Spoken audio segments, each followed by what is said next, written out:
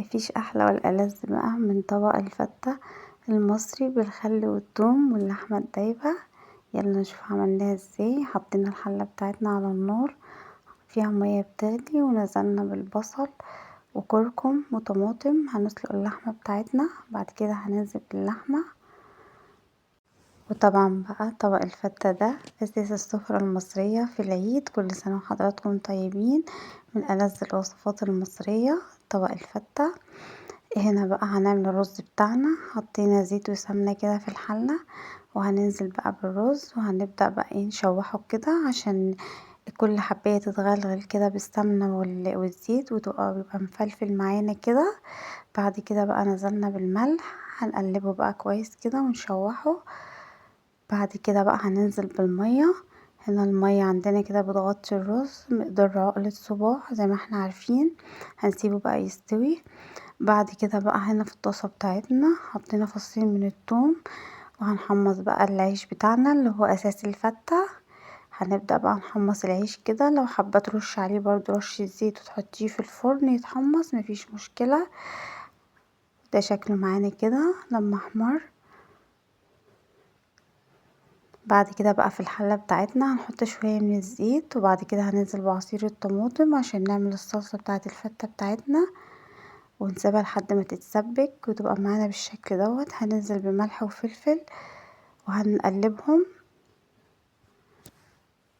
وده شكل الصلصة بتاعتنا كده لما اتسبكت. بعد كده بقى هنجيب الطاسة بتاعتنا. هنا اللحمة بتاعتنا كانت استوت، هنبدأ بقى نحمرها. مش حابة تحمريها برضو عادي، حطيها مسلوقة زي ما هي حسب ما تحبي. هنا كانت اللحمة معانا احمرت.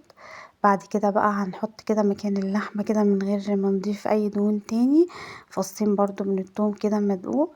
بعد كده بقى هننزل عليهم بمعلقة من الكزبرة عشان نعمل الدقة بتاعة الفتة بتاعتنا، وهنحمصهم كده تحميصة بسيطة. بعد كده بقى هنطشهم كده بشوية خل. ويا سلام بقى على الريحة هنا.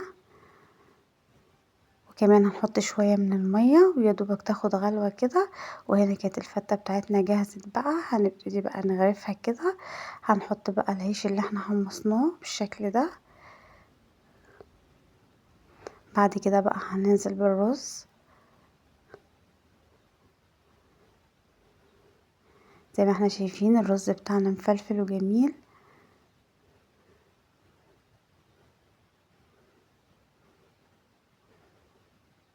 هنا بقى هنحط كبشة كده من الشوربة عشان تدي العيش معانا برضو يبقى طري كده، حاجة بسيطة ويبقى حلو معانا في الاكل ميبقاش ناشف قوي.